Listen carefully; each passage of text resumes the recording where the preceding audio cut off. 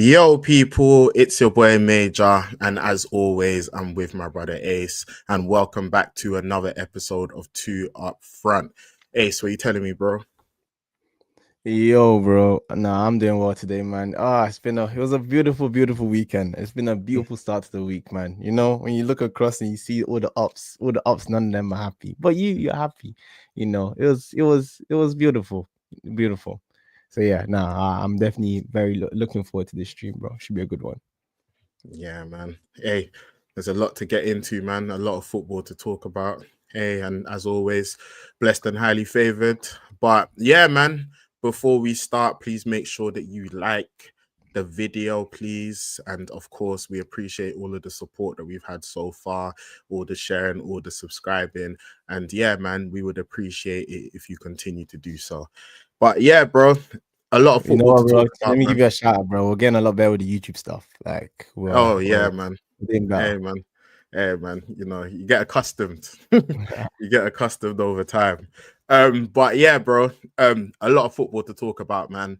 And yeah, I think it's only right that we start with the biggest game of the weekend, which was obviously your team going to Newcastle. Oh And man, of I thought you were course, gonna say Man United Brentford. That was a big game. oh, I mean, we can start there if you want. I'm trolling. I'm trolling. I'm trolling. I don't mind. Nah, um, nah, nah. I need to talk but about yeah. this game. But yeah, man. Yeah, Arsenal went to Newcastle. I think there was a lot said about this game. Obviously, there was a 5-point gap between yourselves and Liverpool, and a lot of people are talking about, you know, the significance of this game in the sense of if Liverpool win and you lose or you drop points, then all of a sudden it can be a 7-point gap, an 8-point gap, and yeah, that's not what you want. But that's not how it turned out, man. Obviously, Arsenal, they were able to secure the victory. And you know what? Obviously, since, like you said, you've won this weekend and all your ops have lost or dropped Mm. points. So I'll let you, yeah, I'll hand the mic over to you as regards to, do you want to start? Do you want me to start? How do you want to approach this? I don't mind Nah, either way. yeah, no, I'm definitely happy to start, and I guess you can like Okay. fill in anything I miss. But yeah, nah, man, definitely, bro. Football, we always say this, bro, it can destroy your mood and it can make you so happy because this game had all the ingredients, and it was looking for so long that was gonna make me so sad because it had so many ingredients that just make you sad. It has your rivals dropping points the day before, so you're like, okay, this is a swing weekend. Liverpool could have won, we could have lost. Now it's 8 points, and now it's looking long. That's a free game swing that happened this early in the season is not looking good. So going into the weekend, there was that kind of anxiety of Palace are a good team, but Liverpool will probably get the job done. Newcastle gives me anxiety, man, because they have given us a problem every time we played them in the last few years. Like they just know how to do Arteta as well. Like when we say this mid-block, they're the mid-block champions, bro. They know how to lock it down when it's time to lock it down. And that's something that Arteta's clearly struggled with recently. So had all the ingredients to just to be an upset. But you know what, man? Going into the game, I know off the back of last weekend, we were talking about how disappointed I was just even from the lineup Arteta put out against City when I said it gave all the wrong kind of what's it called? I guess signals to the fans in terms of what we're trying to do here today.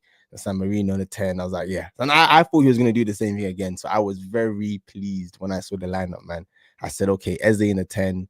Trossard, that one surprised me. I thought Martinelli's played well recently, but I hear it. I think either one of them, cool. Like Gyökeres, Saka starting from the beginning of the game. The one that was obviously a bit shocking too was obviously Saliba from Mascara, but hey man, this is why you have a squad in it. He's been performing well. If Saliba is not 100%, I have no issue with him making that decision. I think that's something that he has to do, especially like to kind of stop this kind of injury crisis that we have going on in the background. But yeah, nah, man. So from the lineup, I was like, you know what, this is a much better start. This is what every Arsenal fan has been asking you to do, Arteta, to go into one of these bigger games and be more positive and like try to be on the front foot in terms of your selection. So now that was a great start. And then the first half itself, man, just the game in general, I think that's probably been my favorite performance of the season so far in terms of how we played and the chances we made through open players from how we like went about, especially that first half of the game. So when Trossard hit the post, and I was like, oh man, this is now looking like we haven't capitalized on this kind of really good football and good start they've had in this game, and we know Newcastle can do us. So then when obviously the Gabriel situation happens when he goes down way too easily, I think it was he was trying to be smart. I think he looked at the trajectory of the ball and he knew I'm not getting this. This is long. So he felt the hand on his back and he dropped like a brick. But I was like, we have VAR now, bro. So no one was ever gonna buy that. So that was a bit disappointing from him. But cool, Newcastle go ahead. And I knew from that moment on that now it's a matter of, can we prize open this lock? You know those locks in those movies where you have to have the exact pin, because I knew that's what Newcastle are trying to do to us. But yeah, man. So it was just looking long for a lot of the game, but then Arteta just started throwing the kitchen sink at him, and he said 2-1-7, bro. I want 7 man in that front line. Like Odegaard came on, did really well. We get the equalizer, and now I'm like, you know what? I will still be disappointed because this game in terms of performance has given me a lot of what I've asked for, and I don't want us to now not pick up this win, and then now Arteta goes, see, this is why Mourinho in the 10 is the answer. So I know my manager in it, so yeah, man, to get the win at the end with the performance on top, I was just like, yeah, no, I was very happy in the end at the end of the match, man. I said, you know what, good performance, big win. We put the pressure back on Liverpool now, 2 points behind them. They go to Chelsea. And Sam, man, I know things aren't looking also rosy over there now too, man. The one loss and people are cashing out, but again, it's online fans in it. So, nah, man, definitely can't ask for more from an Arsenal perspective. I feel like, yeah, Gabriel made up for his mistake early on in the game as well, man, with that big goal. This guy scored in like all of the top 6 stadiums away from home. Like, he's actually just he's a man. Like, he's a real man. So, yeah, now that guy, man, he always comes clutch for us. So, yeah, man. Unfortunately, Nick Pope was Newcastle's best and worst player because he saved them on so much of the game, and at the end, he probably lost them the point in the end. So we're very thankful to him, because I don't even know why Newcastle want to beat us anyway, because it's either us or Liverpool. And so I know about the Isak derby they have going on over there. So I think it's a win-win for everybody, personally. But yeah, that's my analysis of the game. No, I think it was definitely a well-deserved victory for Arsenal. I don't think it was a smash and grab at all. Like, I think it was deserved. Like, I think sometimes when you do get those kind of like late winners, it's like, damn, they were able to get out of jail. But I don't think that was the case here. I think Arsenal were the better team, and Arsenal deserved the 3 points.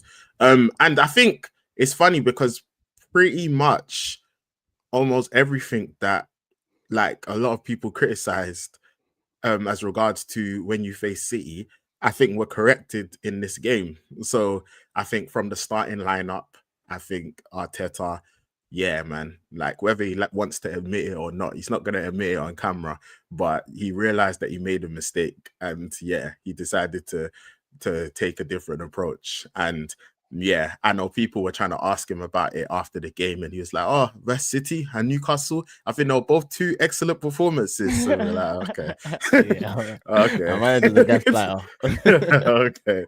But yeah, so I think it was much better. I think Nick Pope, I think he was brilliant, man. Like, I think he was the only reason as to why like Arsenal weren't at least a couple goals up. I think that save from Eze, when Eze hit it with his left foot, I think was brilliant. And then yeah, man, like I think Arsenal just in general. So we've got like the improvement as regards to the starting lineup, but then also how you were playing was much better. I think, yeah, like Eze in the 10, you can tell that's probably where he's most comfortable. And yeah, like he was doing his thing there.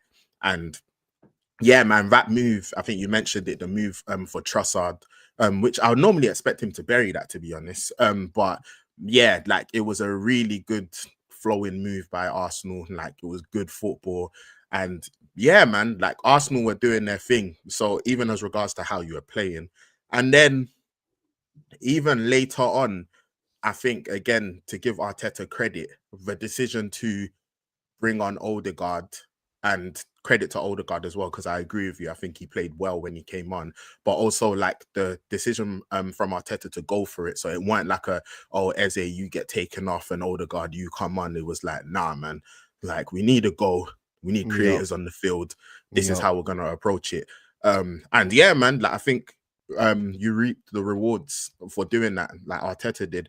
And even Gyökeres, I would say, like Old Trafford, he done nothing. The City game, he done nothing. The Liverpool game, he done nothing. I think he was much better in this game, even though he didn't score or anything. Oh, and he didn't have like any clear-cut chances. Well, maybe unless you want to include like the whole penalty penalty incident. Not But even that. I think he had a couple of times where probably like it was where he's trying to take an extra too many yeah, touches where he touch. actually should just hit it. Yeah. And I'm I talking think he has about good clear cut. chances from those. I'm But talking yeah, about clear cut. Yeah. I'm talking about clear cut chances. But I think overall his link up was much better. I think, yeah, like he was coming short for the ball, he was laying it off. And yeah, give credit to him, man. Like he can get barged and moved to, and he's gonna go again. That he keeps going and going and going. But yeah, like I think out of the games that I've seen, like I think yeah, in this one, as opposed to like OT and City, I think he was able to like, there was the whole conversation regarding Arsenal. There's a bit of Arsenal needing to accommodate for Gyökeres, but also Gyökeres needing to kind of like adapt a bit more and integrate himself within the game. And I think in this game he done that well. So I think it was better. Like it was better as regards to like his other performances. And I know, people might say, you know what, the standards are much higher than that and whatever the case may be. But I think my thing is that, in those games where, for example, you're not necessarily getting clear-cut chances. And I agree with you. I think there were like times where it's like, oh, you know what?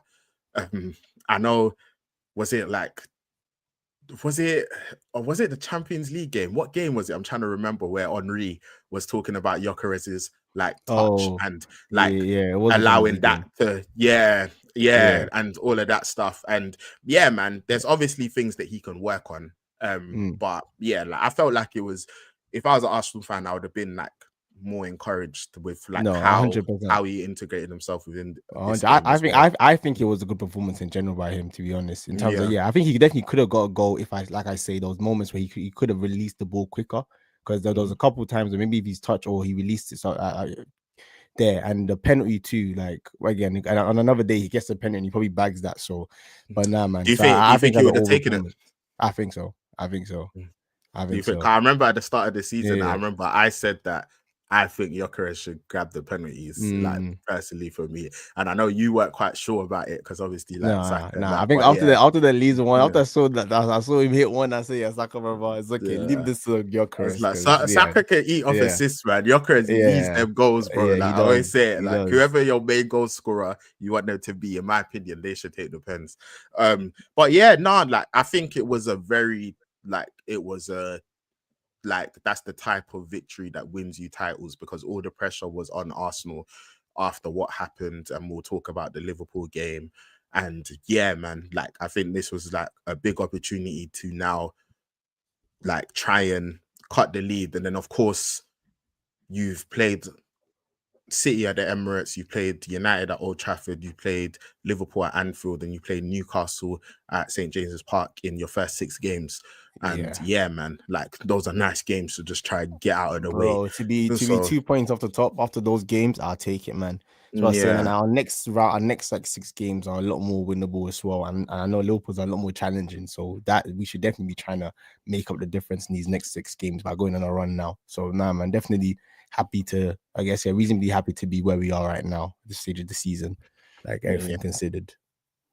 So fair play to Arsenal, man. Like I think, do you want to talk a little bit about some of the incidents in the game? Like, what did you think of obviously the penalty call?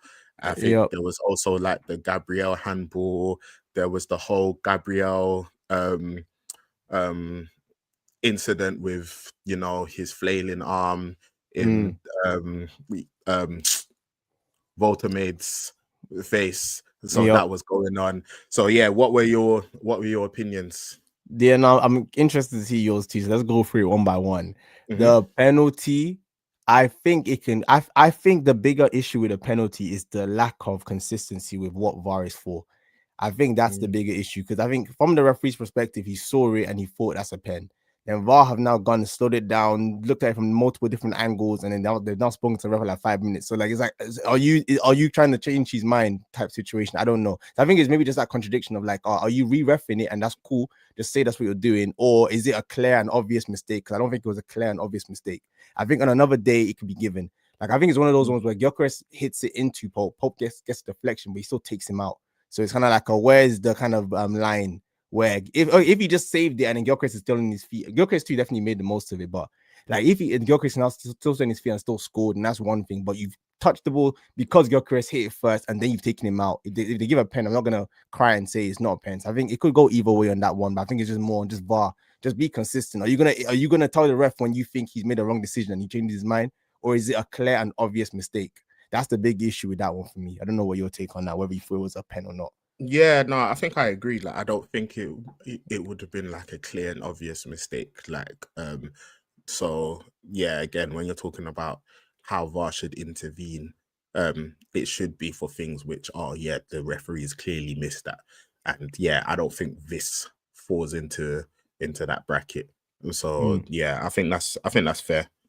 Yeah, I think that's and fair the on that one. Gabriel one, whew, my heart. I'll be honest, bro. That one, I think we thank God for the wording of the handball rules now, because that's what the issue always is with the handball rule. It's in this current season. What meta are we using when it comes to if it's handball or not? And clearly, our current meta is if it comes off another body part and deflects onto your arm is not a pen. But in years gone by, it definitely could have been a penalty because his arm is definitely too high. I think just being unbiased, I think I was definitely concerned when I saw it like first, but then when I saw the whole deflection, I know now that the whole thing that they're doing is if it's close proximity, it comes off another body part, it's not a pen. I say we thank God for the wording because yeah, on another day and under another slightly different set of rules, that's probably going to be a penalty just because his arm is too high. Like in that situation, in my opinion. So I think it was concerning, but because of the rules as they are currently, my understanding of it is that it's not a pen. But yeah, it was another grey one is what I'd say for that one. Yeah, I think the handball rule, obviously, yeah, like you know how confusing it can be. Gabriel's hand was very high. But yeah, I think what saved him is that it deflects up onto his hand rather than it going straight onto his hand. So yeah, I think that's literally what saved him because at first when I saw it, I was like, oh, I'm not a fan of those type of penalties where it's such close proximity. And then when I saw the replay again, I said, bro, man's hand is so high, though. I was like, bro, it's so high. Like, but then, yeah, like, again, I think, yeah, it deflected up onto his hand. So, yeah, I think, yeah, like, I think that's what saved him in the end. So, yeah. And also, I don't think I mentioned it when talking about the incidents. I think there was another one, I think there was another handball incident with, I think it was Bruno in the wall. I don't know if you saw that one. Yes, I did see that one. Yes. So that's also another one that that one is the one where it's a bit more. I don't know. It's a bit more normal. Those are the ones I hate anyway because I like the previous iterations in the past. Was it on purpose?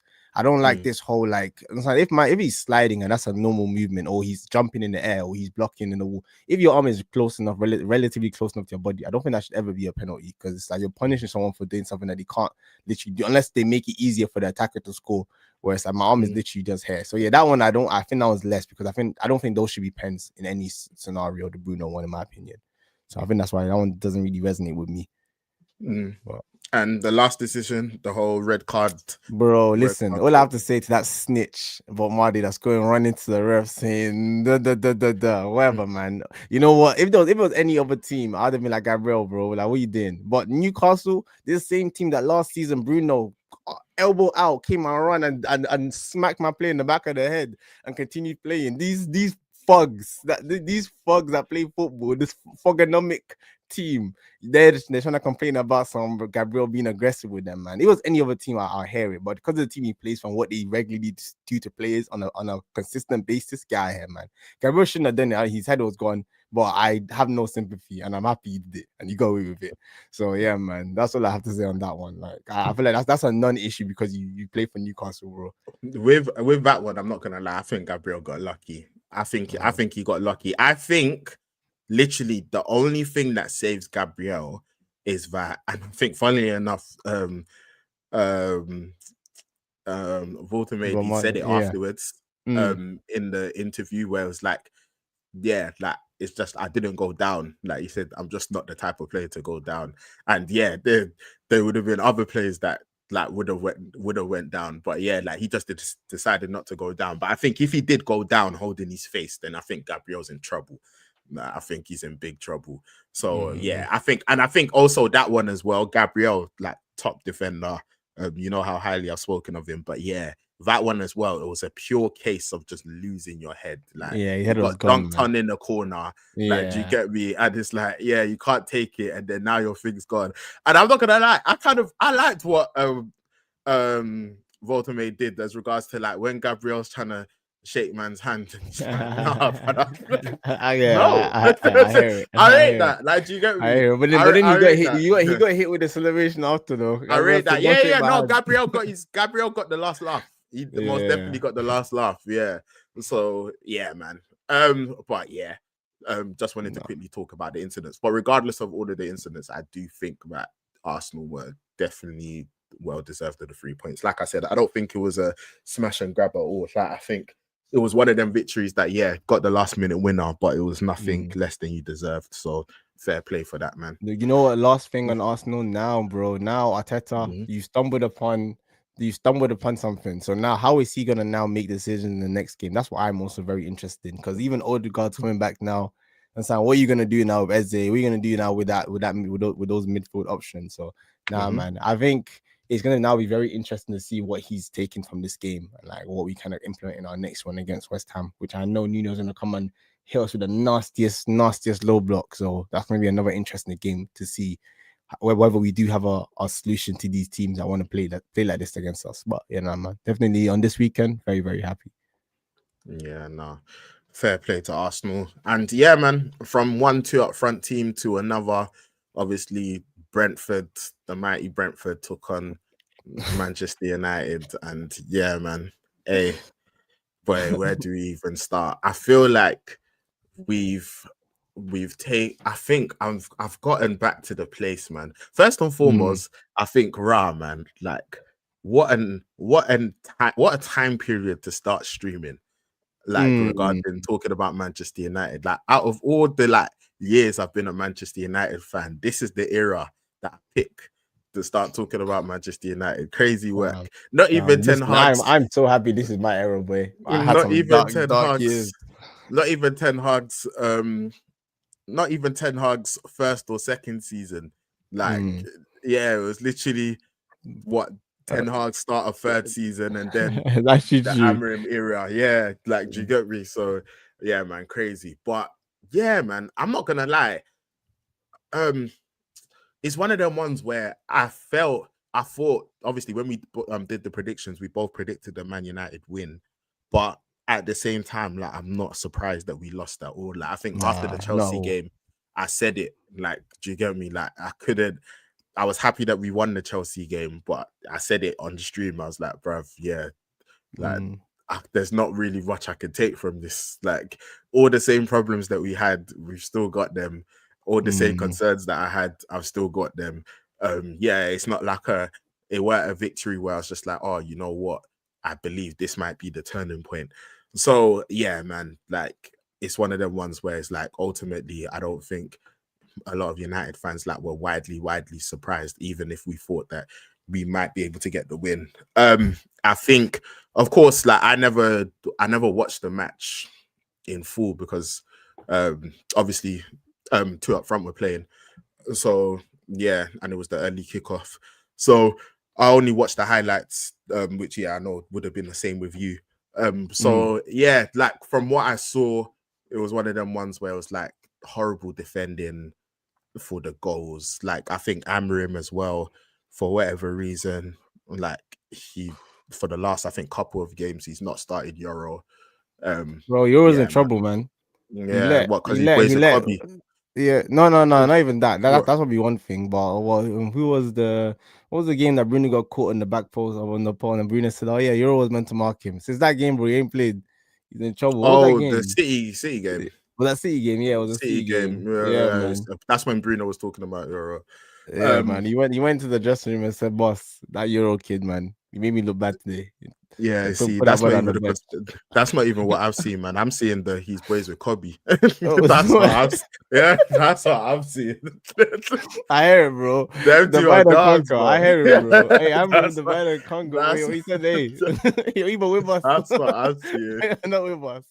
That's what I'm That's seeing. crazy. I didn't even know That's what that. I'm I thought seeing. you were Yeah, man. trolling. Them two are tight. No, I'm saying them two are tight, bro.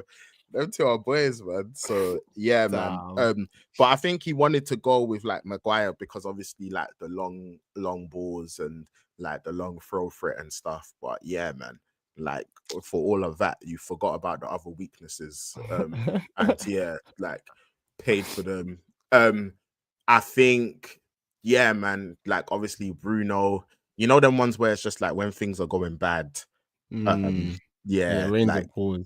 like you know when they say, things that things that have never happened are happening. Like, do you get me? Where it's like Bruno Yeah. misses 2 penalties in what 5 games, bruv, like which is crazy. Yeah.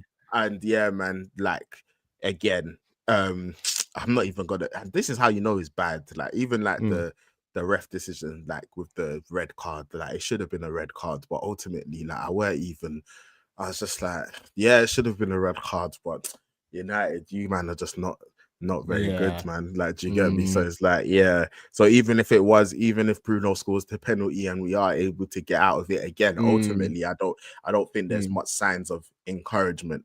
Nah, So man. yeah, I think I Well was said. happy that obviously Šeško was able to get his goal. That was a positive. Yeah, man, good persistence. Like, Yeah, man. the header Honestly, with saved Šeško as him. well, bro, man. You see that, like, we've got some good coaching. Amorim just needs to go soon. Yeah, Because there's some good coaching, bro.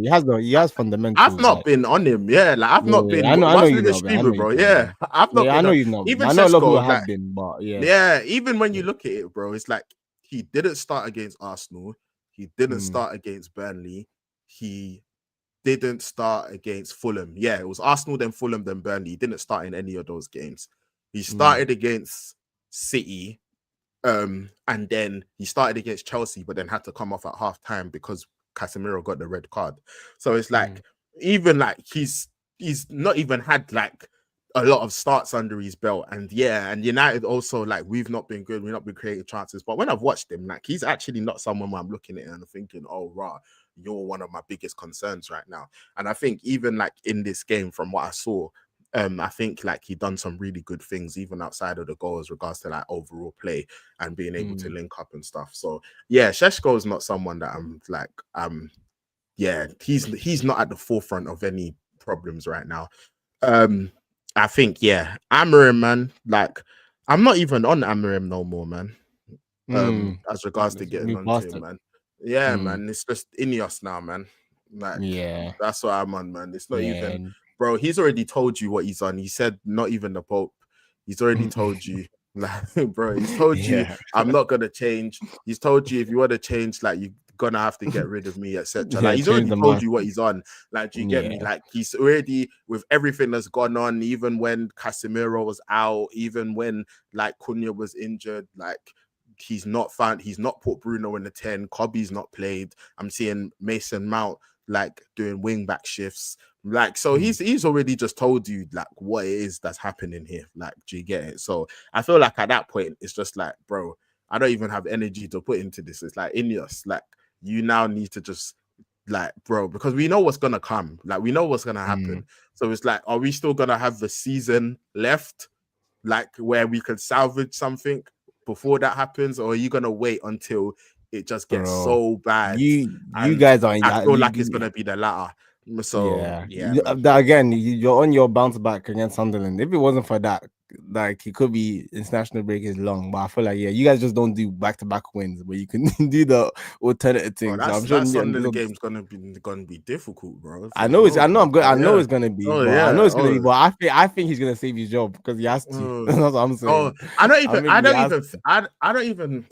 know if I don't, because even when I'm looking at reports and stuff like that, it's like it doesn't even sound like anything is like It's any sort of like imminent. imminent. Yeah, like, do you get me? So it's like, we're not at the, you know, when you feel like you're at the, like, I remember when it was Ten Hag, where it's just like, bro, like one more loss, like, and you're gone. And then the West Ham defeat happened, and it was like, yep. Like, you get, I don't think, it doesn't feel like we've reached that point for some reason. I don't know why. Bro has won 9 games out of 33 Prem games. He's lost 17 games, bro. I Like heard the something worst that win can't be percentage true. since World War II. Like, it's crazy. Bro, I heard something that Yeah. can't be true, that Sunderland since April have more points than your side. I wouldn't be shocked, man. I wouldn't be shocked, man. Yeah, it's like Oh, the fact that damn. you've gone this long and you've not won back-to-back games is crazy. So yeah, man. Like, I feel like with United, it's kind of just that. It's that again. I remember getting here with like Ten Hag, where it's just like, oh, okay, we've reached the point where it's just like we're just waiting for the decision to happen. So it's like when we win, I'm like, okay, yep, you know, obviously nice to see United win, but like ultimately, what you would want is for us to win a few games and then they make the decision. Like, do you get me? But it feels like what's gonna happen is that they are going to wait until things are like even worse than they currently are, and then they're gonna make the decision. So yeah, man, like it's just one of them ones where it's just like, bro, yeah, man, it's just I'm just there, man. Like I was just even again. I remember getting to this point with Ten Hag where I'm tired of saying the same things. Like, I'm tired. I don't have the energy to keep on repeating myself and repeating myself and repeating myself. And yeah, man. And one of my main concerns as well is that I look at our academy and I see so much talent. Like I see so much talent in our academy. I've mentioned some of these names before, but like we've got a midfielder called Jim Thwaites. Like he looks so good, man. Like honestly, and I don't trust Amorim to oversee the development of our youth. Like when you see what's happened with As Kobe, long as he fits into 3-4-2-1, Amorim has time for him, bro. 3-4-2-1 rigid. I don't trust him to oversee, because even put Kobe to the side, it's like, what academy players have you developed? What academy players have you brought through? Like, because literally you can go through the managers post Ferguson, and the majority of them they've brought through at least one academy player. Like, Hey, even when we man, speak about Ten Hag, he's on the no. He has no time to be bringing in academy players. We trying to get his 2 back-to-back wins, bro, and you can't develop, and it's like he's just someone. Yeah. But even generally, like even if he got the back-to-back wins, and that's what I was saying, it's like it's a different problem, because even if he got the back-to-back wins, even if he went on a little bit of a run, like I can't see you, like you don't look like, you don't have the fundamentals that are needed as a Manchester United manager. Like, yeah, like I don't think you're able to develop the talent. Like, you see what's happening with Kobe, and then yeah, like I said, when I look at the academy, and I'm just like, yeah, there's just too many ballers here, and it's like you can't be the guy overseeing this, because even like younger players, they might be looking at the club and they'll be looking at the future of the club, and they'll be like, yeah, man, this ain't the place where I want to like continue my development. And then now you're losing out on players, you're losing some of your academy boys to different academies. And yeah, man, so just even like just in as regards to that aspect, because it's like, again, Ten Hag, man, it got really ugly at the end. But this guy, obviously, he got third in the League Cup, then he got 8th in the FA Cup, and he gave me Kobe. Like, do you get me? So it's like he made a lot of transfer mistakes. He caused a lot of damage. Like, do you get me? A lot of damage. But he still gave me 2 trophies and Kobe. And Amorim's giving me 17 losses, like out of 33. Amorim's given me a loss 17. to Spurs in a European final. Amorim's not been able to give me back-to-back Premier League wins. Amorim has given me Kobe. Amorim's given me Kobe Mainu asking for a loan to leave. That's everything Amorim has given to me, bro. Like, do you get me? So it's like, yeah, man. I never thought it could get worse, but yeah, it has, man. So it's just like, yeah, I don't know if you've seen it, but there's that Mick McCarthy meme where it's just like they're asking in the press conference and they're like, oh, things can't get any worse, can it? He goes, They it can. can. Yeah, I think I It think can. It can. It can.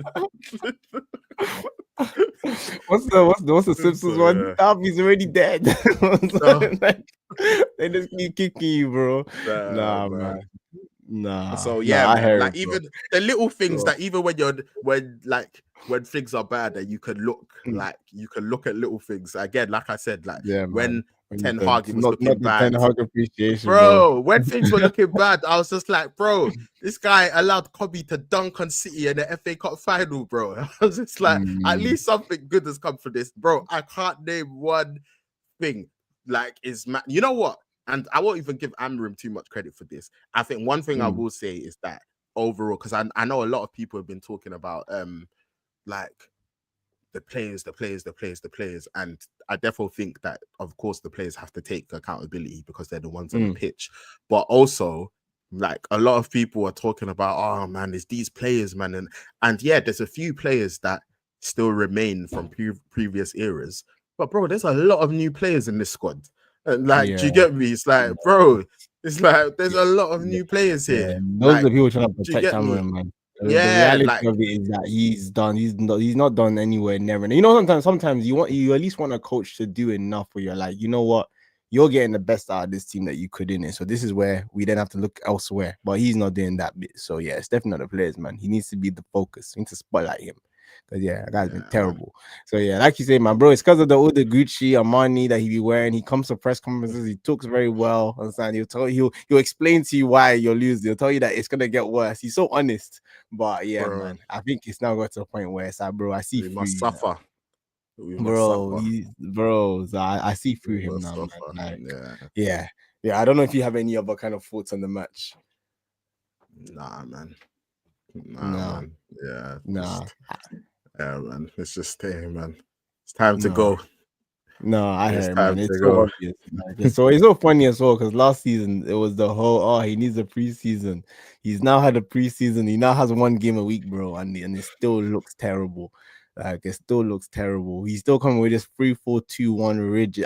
I think that's why, like, whenever I hear people try like do the whole like, do you think he's trying to get out of here, man? I feel like to some degree there must be some truth to that because I just don't understand how you can be so rigid on a certain thing that's just so clearly not working. You know what I feel like, and the worst thing about it is that it's not only that it's not working, it's like you're not even changing. Like, it's because like it's like I think one of the talking points this weekend has been like Palace, and we're going to talk to them next, play this exact same formation and it doesn't look anything the way you play it. And again, it's because it's like you have the formation, you have like what you're telling the players to do, you have the instructions within the formation, and like you haven't seen anything that you needed to change over the last 1 year in this, not only formation but even the instructions and how you're implementing it. I said, yeah, man, this is a guy that he's not really doing everything to save his job, because someone who's doing everything to save their job, there's no way that you would be this stubborn to it. Like, it doesn't make sense.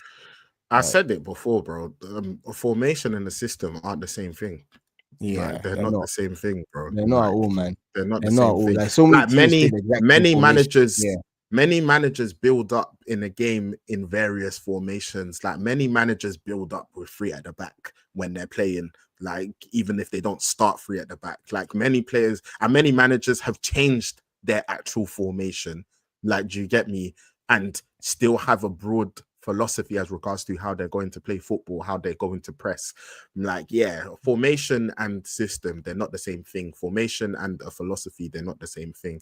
And I think with Amorim as well, I think what's happened now is that obviously he's been stubborn, because I think there was a lot of questions regarding like his formation when he was first playing, when he first came to Manchester United, and there was a lot of questions regarding his system, his philosophy, what is that, etc. And I think whatever his philosophy is not been able to work. And I think he has this formation that everyone has been questioning, and I think he now feels like he's gone too far with it, to the point where it's like, if he turns his back on it now, then he feels like it's gonna undermine him. So he's just ready. This is the point, though. that he doesn't even need to change the formation. I think that's the bigger point I'm making here. Where like you can even go down this road, I'm not changing this formation, but then you implement it differently, and he's not even willing to do that. Like that's the bit that makes me car. What's your excuse there? Because I think it's still the same. I think it's still the same principle in his head. Like I think it's still the same. If he was to change, if he was to adhere to the things that everyone's saying in his head, he feels like, nah, that's me compromising. That's me looking weak. So I'm not going to do it. Like in his head, it's like, nah, this has to work. Because I think he would rather, how he would play it out in his head is that he would want at least like to get on a winning run. And then when United are winning, he changes things, because then in his head it's like, oh, it's not as a result of my thing wasn't work. It was like, I told you guys, I was just trying to make these guys, but he's not even able to do that. Like, do you get me? You can't even put a winning run together. So I think with him, it's literally just the thing of like, when you dig your heels in so much to the point where it's like you don't even remember what you're fighting for in the first place anymore. It's just a matter of stubbornness. Like it's like you've lost sight you've lost sight of what the actual aim and goal was. Like you're just digging your heels in. Like, do you get me? And I feel like that's where he's at. Like, do you get me? So that's why, when he's saying not even the Pope, like it's just like, bro, he's just letting you know that, bro, he said it. He's been open with it. He said, bro. He said that Ineos are going, they'll have to get rid of him. Like he said it. Like that's why I said I'm not looking at him anymore. Do you get me? Because it's like when a man's told you this is what I'm doing, I'm not going to change it, then like I'm not looking at you no more, bro. Like, do you get me? It's like it's true. He's been very transparent. He told you what it is. They're very transparent. So, but bro, you know the bit that I was watching, was it I can't remember, it was a Michael Richards analysis where he was going through, I think it was Match Today, and when he was going through the fact that like this guy just rotated multiple different players into different positions throughout the match, bro. And I was just like, this is just terrible all the time. Like, how is this gonna help you at Premier League level, bro? Mason Mount came on at left wing back, bro. Like, I was like, how can you be so bro? The same thing happened with the Grimsby game where Mount was playing wing back, and I think they said that he has changed. I think I saw a stat where it's like it said like over 40 times. It was out of the 49 games. It's 42 times. He substitutes center backs. Like, do you get me? So it's just like, it's just all unstable. Well, it makes sense, and when you don't play for your midfield and your center backs have to be playing quarterback passes to your attacking line, and that's your philosophy, then boy, I guess that's the most important position in the pitch, isn't it? So it's crazy, man. United fans, I suggest lock into the academy, man. There's a lot of great stuff going in there, man. It'll make you happy, man. Just wait for the inevitable to happen. That guy with the hair, he might be waiting for the academy as well. The guy that's waiting for five wins in a row. Like that's waiting until you can cut his hair. The fan, man. Yeah, man. Lock into the academy, man. Guys, lock into the academy, man. There's a lot of talent there. Like I said, man, Shea Lacey, Jim Thwaites, Ibrahimov. There's a lot. JJ Gabriel. I always have to shout out JJ, man. Special. But yeah, man. Don't get stressed, man. Look at the youth. Look at the academy players. Hopefully, what needs to be done is done, and then we can keep moving again, man. But yeah, man. United fans, enjoy your lives, man. Look after your family. Like, spend time with your friends. Nah, man. Who would have thought United would get to this level? Hey, man. I told you, whilst this was going on, I was watching TwoUpFront FC. That's what I was doing. That's what I was doing. So yeah, man. But yeah, that's United, man. But yeah, bro. Obviously, we spoke about it. It's been a great week for Arsenal fans, and that is partially one second, bro. One second.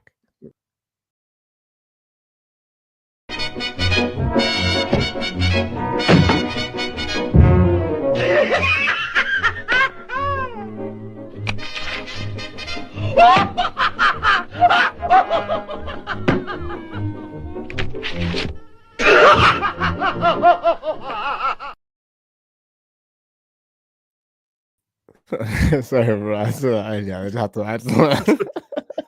Did I even have the Liverpool result on it?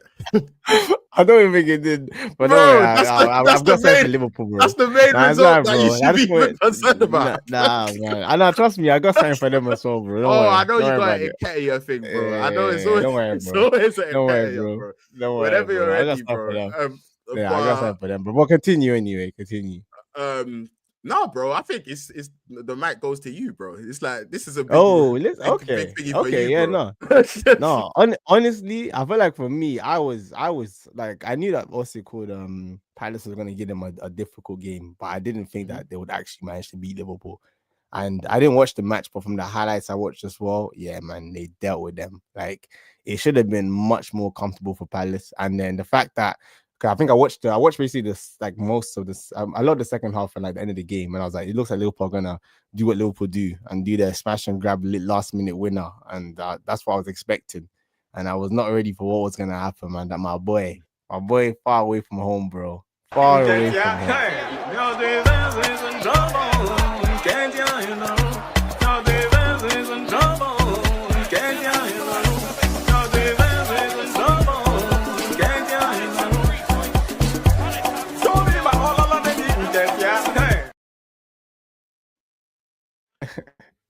I'm done now. I'm done now. The only dangerous thing with them things there, bro. You just have to hope you don't crash it on you guys, bro. Oh, you just better, nah, bro. He knows where his home better is. hope.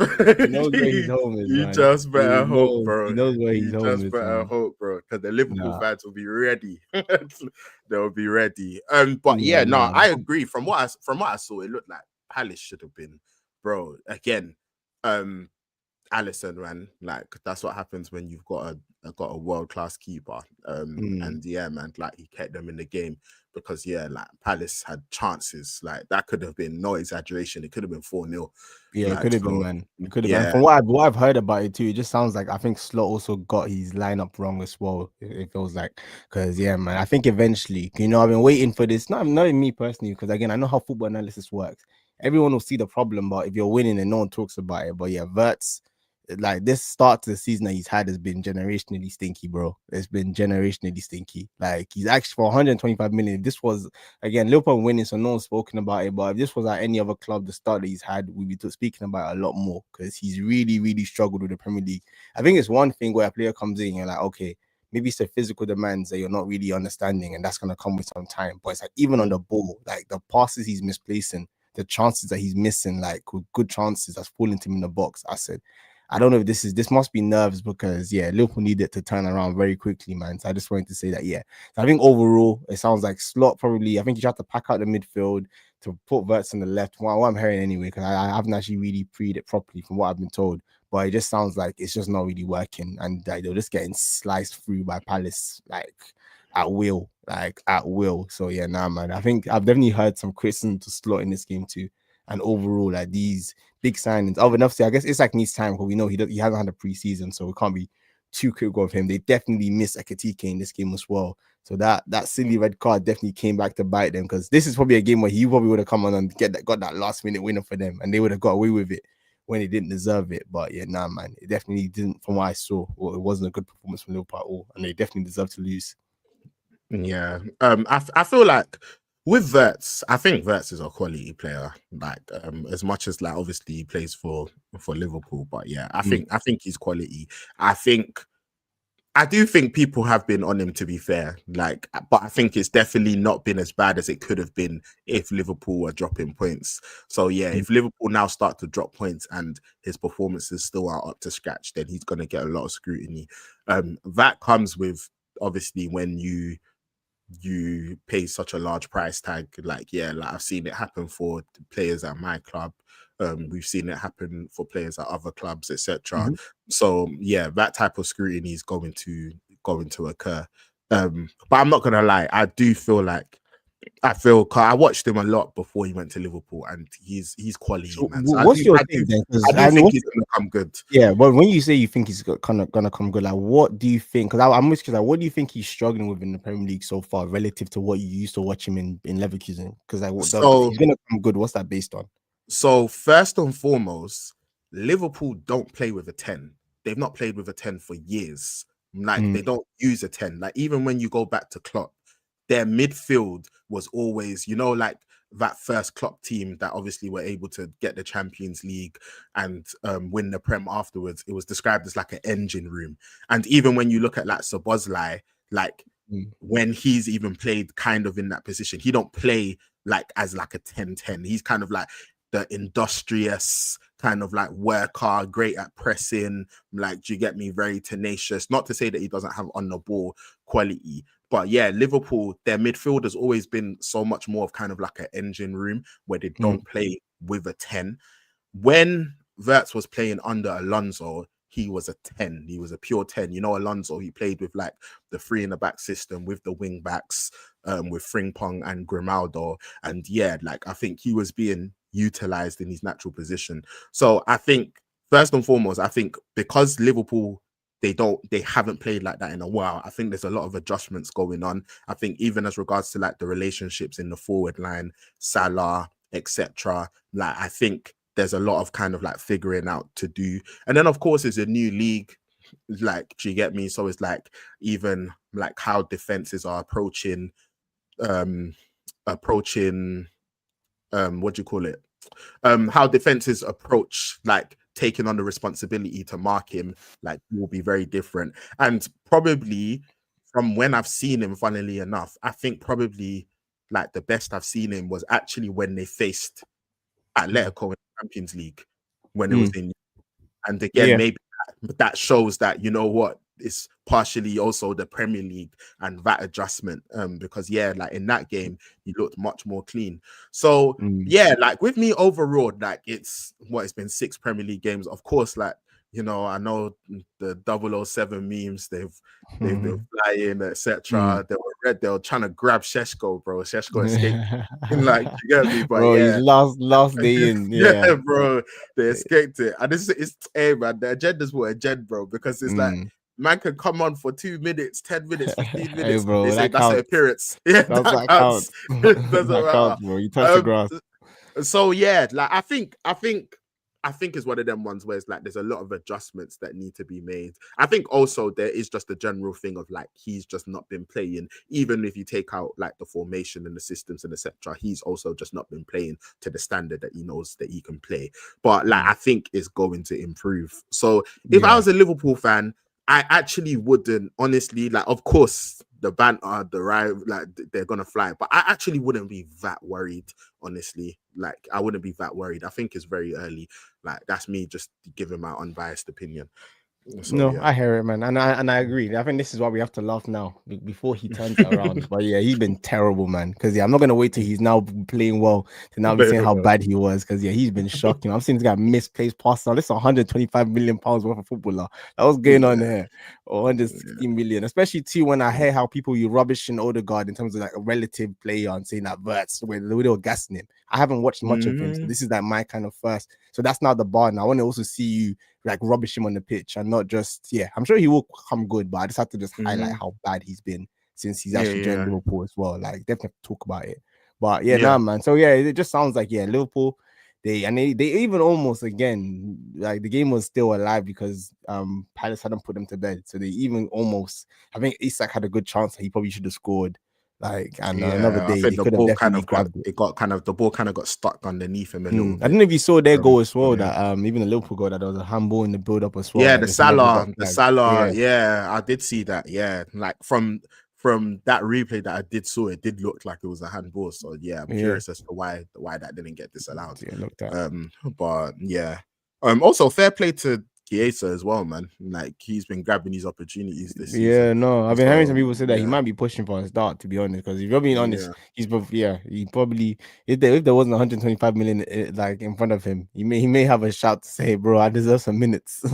But I don't know. I think overall, I think Slot, he's got a lot of things to figure out because I think again there's a lot of new relationships that need to be established. Like obviously Salah, he's used to having Trent behind him. Like, do you get me? And yeah, Trent complemented his game so much, whereas Frimpong's a completely different type of fullback. So yeah, and even Bradley as well, different type of fullback. Obviously, you've got Kirkes, who he's not necessarily had the greatest start So yeah, like there's adjustments going on there. I've seen Konate have multiple stinkers, Yeah, like even people talking about vert stinkers. Like, no, bro. Like, I mean stinkers, bro. Like, yeah, I've nah. seen a few stinkers, bro. So he also like, and I think yeah, like when he's at his best, then yeah, you know what you can do. But he's not been up to scratch in multiple games as well. I think Alisson's been Alisson. They don't have to worry about him. I think Van Dijk has Any thoughts on been Van Salah? Dijk. Because Yeah, Salah. That's why I partially mentioned Trent. Like, I think the relationship with the fullback, like, I think that's there. I think him playing with a 10, I think those are also things that he's trying to adjust to. And then also, like, there's always, when you've got players like Salah who've been performing at such a high level, like for such a long time, like there's normally questions as regards to, like, when someone's 26, you would normally think, oh, okay, you know what, like this might just be a poor form, and then he's going to get back to his level. But then obviously as players get older, then there's more questions as regards to, oh, like, is this just a general decline? But I think it's too early to say that, oh, it definitely is just a general decline. And when I say decline, I mean significant decline. I'm not talking about like just like a small decline. Like, I'm saying, oh, like Salah's fallen off. Like, I think it's too early to be making those type of conclusions. But yeah, like, he's not been great at all. And I think, again, like, there's a lot of relationships that need to be established here. And then even with Isak as well, and you've got Ekitike there, like, so I know there's been talk about them playing together. If that was to happen, then we'll have to see how that looks like. People have like spoken about them potentially utilizing like a diamond formation and then having like Isak and Ekitike up top, and then you'll have Wirtz in the 10. But then if you do that, then where's Salah?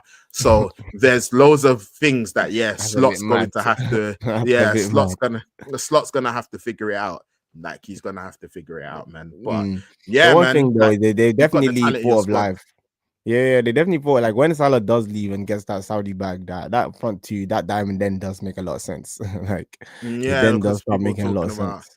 yeah, cause I remember when Ancelotti, like, he was a master when it comes to like use changing different formations to suit like the players and the team and figuring out, like, he was a master of it. But Bro, yeah, that's what like, I coaches remember, should be, man. But now yeah, these modern coaches, bro, they're just system based. It must be this exact system, and they yeah, do or but die by it. Like, I've seen Ancelotti utilize the diamond at Madrid, and I remember him utilizing it at Chelsea as well. And yeah, like, it was effective both times. So yeah, man, like, we'll see what happens as regards to that. But bro, I want to give a big shout out to Palace, man. These guys are yeah, man, 18, I think, 18 18 games or games comps unbeaten, bro, unbeaten. That's absolutely unbeaten, fantastic, man. Like, and yeah, man, like, I said it as well. Like, I think, like, I really liked um the signing of Jeremy Pino, and I think, yeah, he probably should have done better with the chance that he got. But yeah, like, I think that was a really good signing. I think, yeah, like, if you look at Glasner, he's been brilliant. You've already pointed out that, yeah, like, he's playing this three at the back, but it's completely different to bro. Amorim. It And yeah, man, doesn't look like he's got Amorim's on. them. Yeah, he's got them really ticking. Like, and then yeah, Wharton, absolute baller, man. Like, do you get me? I'll take him in a heartbeat. Yeah, even like Gay, obviously, he almost, I think the announcement video was even done. Like, do you get me? And then Crazy. last minute, but yeah, man, top professional. Just continue to get on with it. Bro, you have Captain to give his a side. shout out to Like, Saar, bro. That Saar yeah, guy said so Liverpool in town. I'll be there. I'll yeah, be there. man. Like, that guy He's loves playing against Liverpool, man. So yeah, no, they definitely need a big shout out, because yeah, no, yeah, they're doing it the right way, man. I always say, like, well, this is what I say about a team like Forest now, that you want to now come and do this season, want to change up our whole playing style and do something completely different. Sometimes I feel like these kind of clubs, like, you're not gonna go pound for pound with some of these teams, so you go about it a different way. And Palace have gone about it a different way, and now they're a real problem for so many teams in this league because of how they approach yeah. games and not trying to everyone do this possession football for possession football's sake.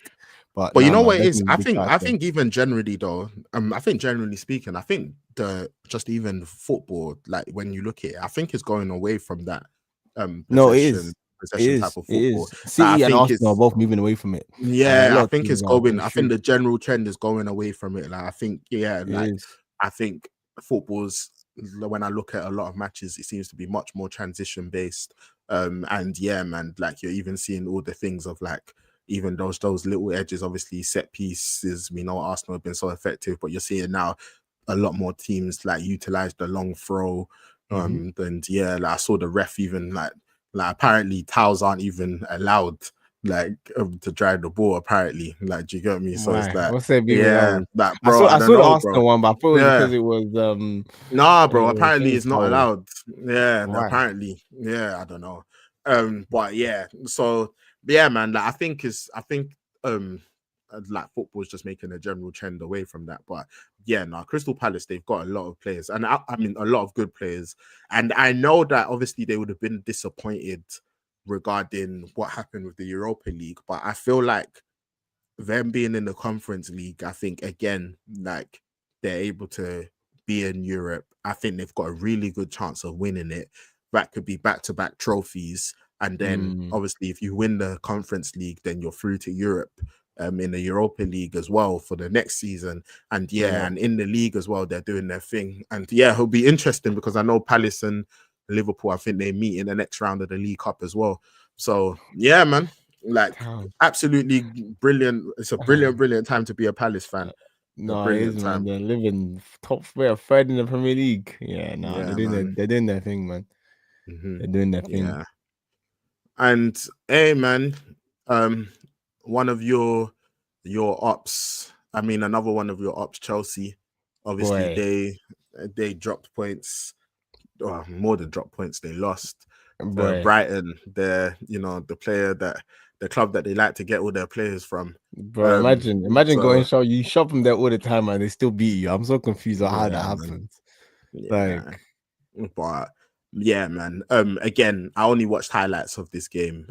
But I feel like from what I saw and just even speaking to even like a few Chelsea fans, I think a lot of people they've they've been critical of Maresca as regards to how he's handled Chelsea being down to 10 men like in these consecutive games and how he's approached the games.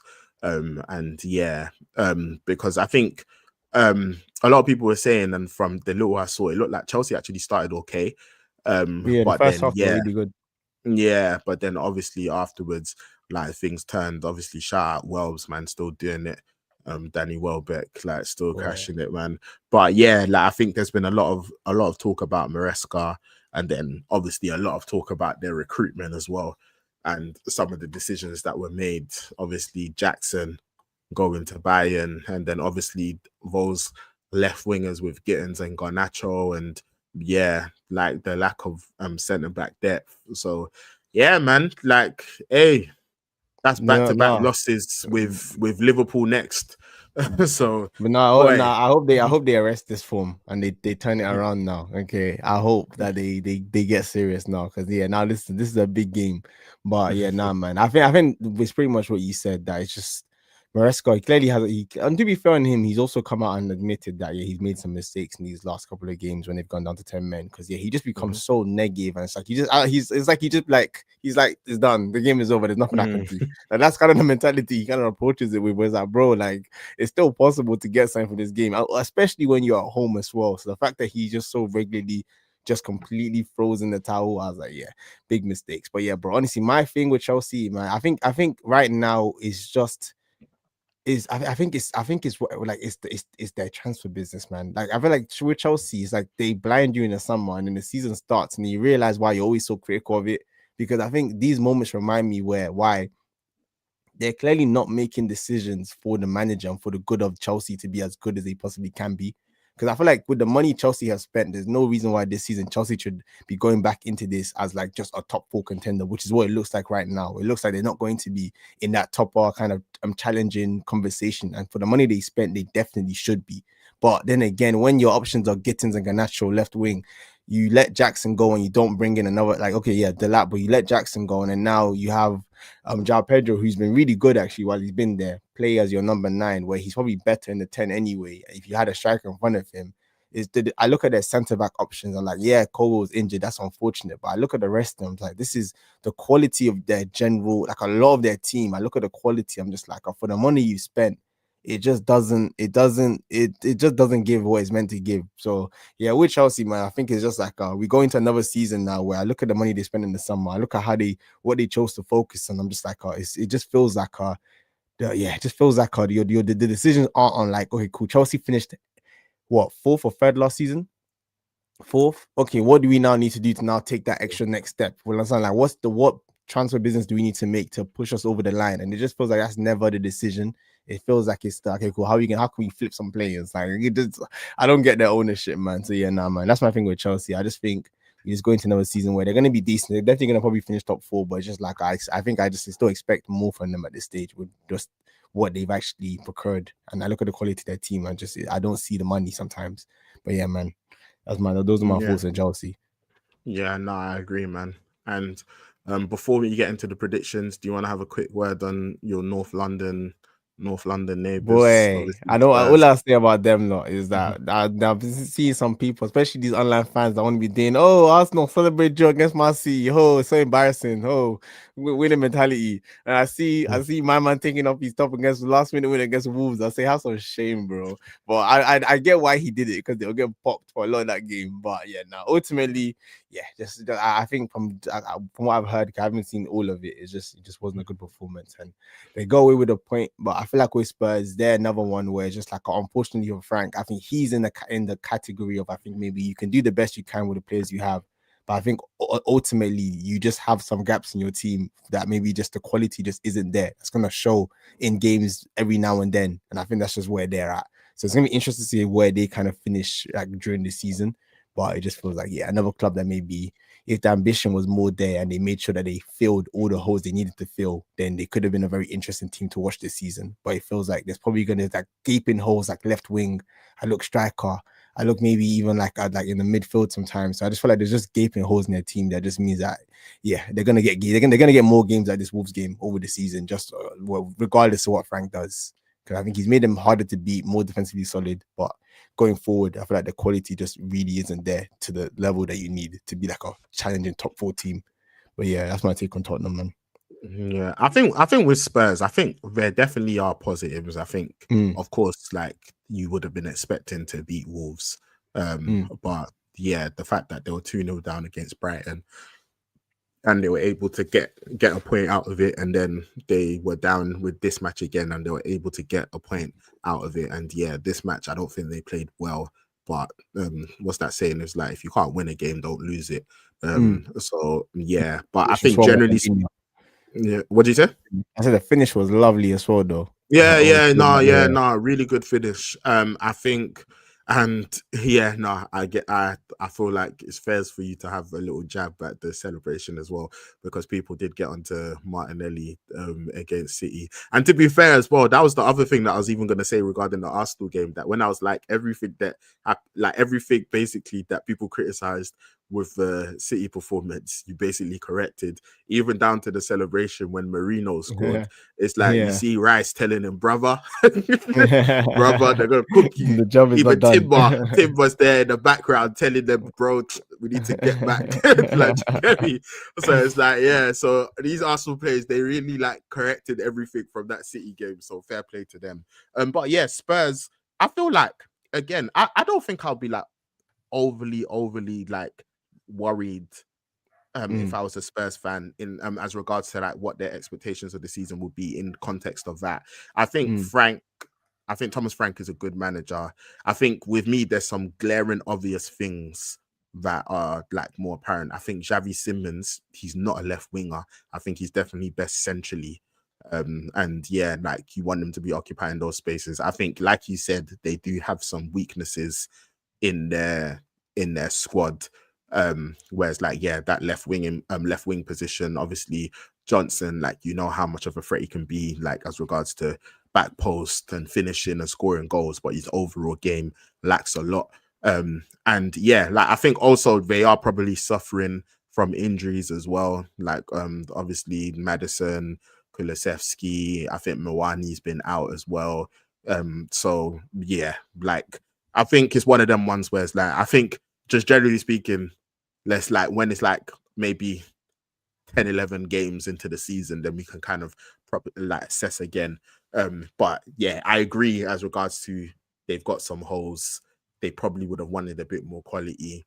But also I feel like, yeah, they're in the Champions League this season and they've not got off to a horrible start, like fourth, 11 points. It could have been worse. Yeah, So 100%. Yeah, I yeah, think they've only lost yeah, one game, and it was the game yeah, against Bournemouth. So yeah, yeah. no, that's why I say like I always Mm, stand and I think I can. I think I'm definitely projecting into just how I see like the next few games going. Just my opinion. yeah, So there is definitely a lot of projection, but yeah, I think yeah. Frank's a very good manager, and I think he's gonna do a good job. But I just feel like yeah, going forward, he definitely needed a bit more tools. But yeah, no man, we'll see how it goes. Hey man, and talking about projection, predicting all of that stuff, let's swiftly move on to the Try. prediction table. I wasn't looking And this week. yeah, man, bro, you're starting to establish a little bit of a gap. Oh, okay, So yeah, okay. 30 and 22 points. We Mm, both predicted Arsenal wins, but of course, you predicted 2-1. I predicted 1-0. And then with that Gabriel last minute winner, it was 2-1. And then mm, also, I think I went with a 1-1 draw with Villa and Fulham, and you went with a 2-1 win. It ended up finishing 3-1, but obviously that would mm, have been a point for you and no points for me. I think we both went for City wins. mm. Yeah, but none of us went for 5-1. I Yeah, think it I was went for 3-1 3-1. for You went you, for three and I nil. went for Yeah. 3-0. Chelsea, I think I went 2-1 Chelsea. I think you went 1-1. Chelsea Brighton obviously ended up finishing 3-1 Brighton. I think we both went Mm, for 2-1 wins with Liverpool and Palace. Obviously, it was the other way around, with Palace getting mm. the 2-1 win. So yeah, man. And then we both went for 2-1 Man United Brentford wins, Hey and obviously man, we know I need to go on my gut next time. what happened. Oh my Hey god, next man, time, man. bro, this is this is now the Mm, time for you to make sure you're going mm, with your gut, because it's mm, prediction time for next week, man. And you know what? We're just speaking about Tottenham, so let's start with them. mm, Tottenham have got Leeds away. What are you mm. thinking? Yeah, I think I'm gonna go 2-1 Tottenham. 2-1 2-1 Tottenham. Spurs. Leeds 1, Spurs 2. And Leeds have been putting up a really good fight. I don't think that's an easy game as well. Mm. Yeah, I'm going to Leeds as well. Yeah, Ellen Road. Road. Oof. Damn, man.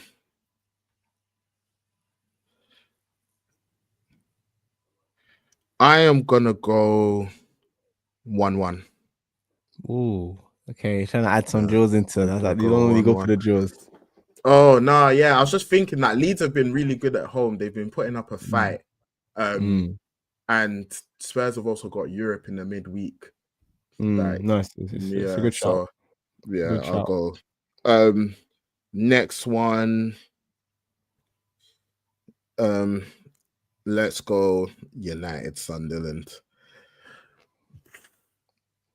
Yeah, see, this is you know what? Yeah, you go first in this. I am going to go. I'm just gonna go 2-1 United. Yeah, But man. I won't lie to you. Yeah, If I man. wasn't a Honestly, United bro, supporter, I would go a different result. bro. Again, this is But where yeah, I say it's so easy to say go with my gut because my head just told me that like our OT against Sunderland.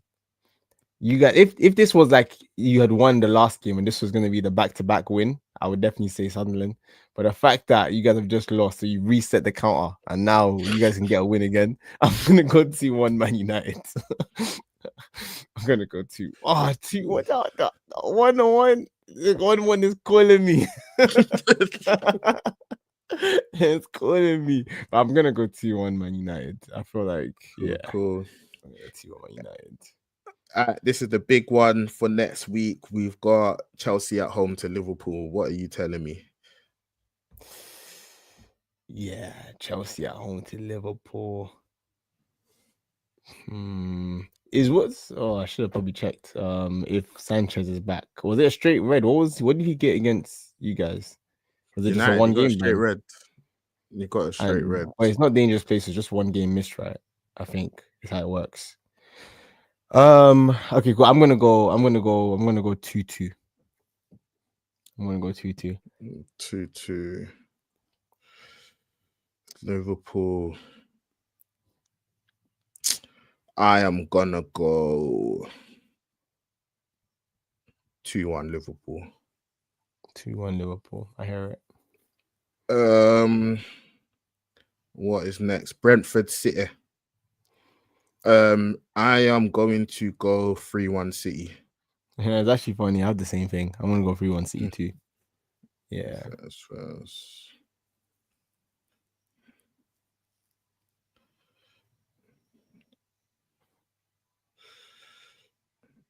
City. We have got Newcastle Forest. This one, I'm gonna go 3-1 Newcastle.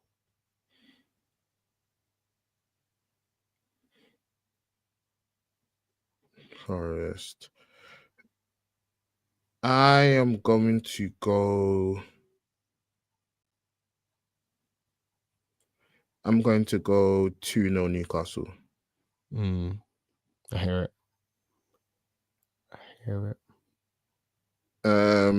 And Everton Palace. This one is tough. Everton at home are tough, but Palace haven't lost, and I'm not going to predict them to lose now. I am gonna go 1-1. It's actually funny because I literally have 1-1 as well. So yeah, I'm also gonna go 1-1. Cool.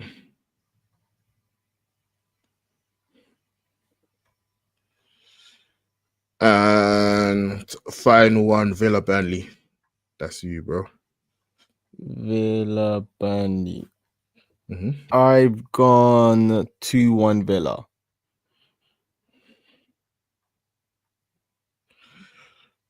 I am gonna go.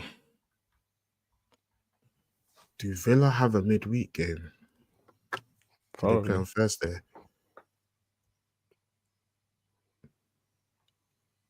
Let me check. Yeah, they do. Oh, and they got Feyenoord away. And Feyenoord have been good this season.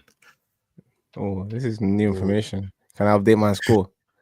Yeah, go, bro. No, I'm trolling. I will go for. Yeah, I hear it. I hear the 2-1. I'm gonna go for 2-1 as well. I can see Burnley scoring, but I feel like Villa, they might start to put a run together. Yeah, they got that first one now. Yeah, and if it wasn't at home as well, it could have been spooky. But yeah. So yeah, man. Just to recap, we have Leeds versus Spurs. I've gone for 1-1. You've gone for 2-1 Spurs. Man United versus Sunderland. We've both gone for 2-1 wins to United. Chelsea versus Liverpool. I've gone for 2-1 Liverpool. You've gone for 2-2. Brentford versus City. We've both gone for 3-1 City wins. Newcastle versus Forest. You've gone for 3-1. I've gone for 2-0. Everton versus Palace. We've both gone 1-1. And Villa versus Burnley. We've both gone 2-1 Villa. Those are the predictions for this week. But yeah, man. Hey, bro, you know what time it is, man? Fantasy. People want to know what's been happening. Oh no. Yeah, man. I'm not looking forward to this update. It's not been a good week, bro. Not been a good week at all. Some mistakes were made. And punishments were had. That's what I'll say, man. That's all I'll say. Because yeah, man, the first mistake I made was everyone this week was wildcarding. And I was looking at my team and I said, the only person I don't have is Haaland. Maybe I can survive this week. I don't have Haaland, bro. You know it is. Burnley at home. You know it is. I didn't even link the fact that they had Burnley at home. Because I left it so last minute. I just had so much on. So it was a last minute decision. That was already my first mistake. And then my second mistake was I was looking at Haaland and I said I could rush this wild card now, oh, I could just, it's Haaland is the only player I don't have. It didn't clock in my head. Maybe I should check who they're playing. I just said, just Haaland. Maybe I can survive this week so I can have more time to like decide next week. And it was the biggest mistake I ever make because that guy went and got like, when I see someone else's team that's got like 30 points more than me, I'll find out what he finally got in the end. He But got 2 goals and an assist. oh So god, yeah, whatever that is. yeah, it wasn't pretty. So yes, as you can see, I'm on 38 points below the average. So that's not a good sign. So yeah, man, I don't even know. Gabriel, yeah, do Bro, his thing, man. if that Go goal on. didn't go in for you, bro, it would have been a Oh real my throwback. god, bro! I had to cancel myself out all the leagues, bro. Just forfeit right now. And even Gakpo, this is the game he finally gets dropped in. This is when I still have him. So yeah, man, a lot of people are gonna be leaving this team. That's what I'm gonna say. The one good thing I did is I made because Semenyo was another player. I was like, I have to at least bring in Semenyo this week, even if I don't wild card. So at least he got me something. And then Pedro, man, yeah, man. As long as Chelsea are doing this, they don't have a striker gimmick. Yeah, man. He's been so good. But when you 2 back-to-back games where you're red carded and then you're put up front and then there's no runners around you, it's just it's a horrible sight for FPL. So yeah, and then Gyökeres, yeah, he should have definitely bagged something, I think, in the Newcastle game, just in the half chances he had. So unfortunately, he didn't. So yeah, man, it was not a pretty week for me at all. And if we go back to the league now and we see that, yeah, man, I'm even getting gapped now. 301, 393, Brian Kwong, boy, let me see. Let me see how he managed to do this. Oh, he tripled. Oh, Haaland. he tripled Haaland. Oh goodness. Oh goodness. Look at this, man. Everything else is all similar. Look, this is not too far from what I got. And look what this one man got. What does one singular man got in one game week, bro, after being triple captain. So yeah, not having Haaland this week was the biggest mistake, man. So now shout out to Brian, man. I know some people were debating whether to go for that triple captain or not. And then I'm just looking for my enemy. Oh my god, I can't even see. Oh, he's over there. There's a gap. Oh, he got me. Let me even. Hey, you have to be careful, I've been bro. giving it. Hey man. Let's see what. Yeah, Haaland 32 points for normal captaincy. Bruno minus 1. Hey man, I was with him as that game was. Obviously, we're at the match, but it's fair to say he was not happy. It's fair to say he was not happy. No, fair enough. And yeah, I know he wasn't happy about the Arsenal win, but he was happy with that Gabriel goal. So he wins some, release some. So now 70 points. Saying, nah, man, it's been a terrible week for FPL for me. So I'm definitely gonna have to go back to the drawing board this week and just stop the bleeding, because that's the issue. Team, is it too long? So stabilize, bro. Stabilize. So that's gonna be my thing for this week, and I just need to start making these decisions earlier, not leaving the last minute. Mistake I always make. But yeah, man, I can see this is why they want to play FPL this year, man. This thing is so long. Bro, when life is in the way, bro.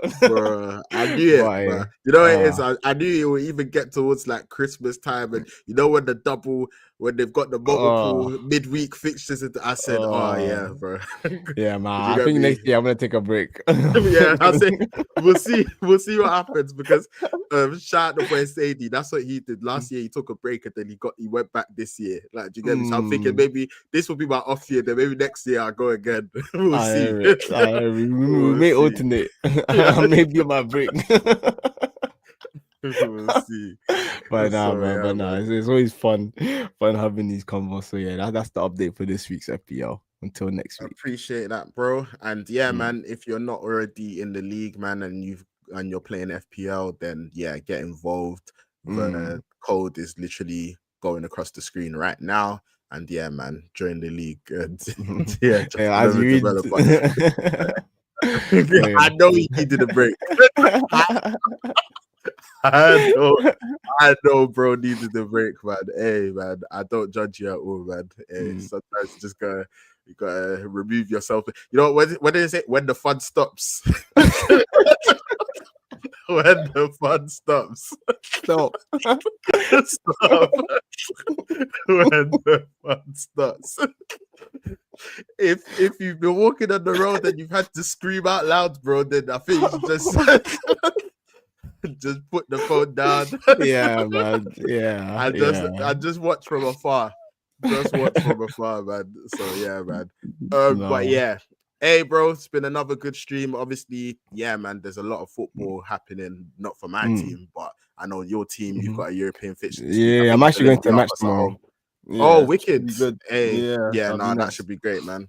So, yeah, man. But yeah, like always, man, been good to, obviously my team's not doing well, but always good to talk about talk football. Oh, very, very quickly as well, man.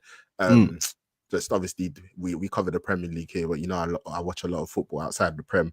Just quick, the Madrid derby. Oh That was yeah, I haven't. crazy. Yeah, I haven't Yeah, actually even seen the highlights for it, but I know they went. Atletico went. What's your quick yeah. Yeah, summary on nah. I think firstly, just Alvarez, man. He's such a good player, man. That guy's a baller. Like he's so good, man. Yeah, Like, I was yeah, thinking about it, man. That that would was have been a brilliant perfect scouting striker. from City. Oh Yeah, yeah, oh, he's so good, man. yeah, Like, he's yeah, cold. man, like top player. And then obviously as well, shout out Rashford, man, that he's doing his thing for Barca as well. If you don't know already, I've said it many times, Pedri's the best midfielder in the world. I'm just letting you know again. And yeah, Yamal, he's back from injury as well, man. And yeah, man, literally came on and Oh, and he's this just weekend, ripping, man. even in the gym, someone Just was ripping, telling me man. that, Barca, bro, it's PSG. PSG. Yeah. Yeah, but I think PSG have got quite a few injuries, so it's like, yeah, like I'm not exactly sure who's going to be playing. Yeah, because I know Dembele, I think he's been out. And yeah, I think they've got a few other injuries. So yeah, but it should be a good game regardless. But yeah, so yeah, man, just quickly wanted to say that. But yeah, man, nah. For whoever's obviously joined in the stream, we appreciate all of the engagement. And a message for you, Ace, bro. There on the screen. Cool. Yeah, man. So All yeah, right, man. bro. As long as you're not Shout creep, out, bro. we can meet up. But yeah, so yeah, no, I appreciate anyone who's been watching, obviously, who's been supporting, like, sharing, and subscribing, all of the good stuff. And yeah, man, whether it's been for a minute, half an hour, the whole stream, we appreciate the support. But yeah, Ace, what you saying, bro? Any final words? No, 100%. Just echoing that, man. It's definitely been a long journey, but it's actually been really good, man. I feel like we just got more and more comfortable, and it's become, it's something that I definitely look forward to in my routine now. So, nah, man, appreciate everyone who joins us, and yeah, no, hope you guys are enjoying the show too.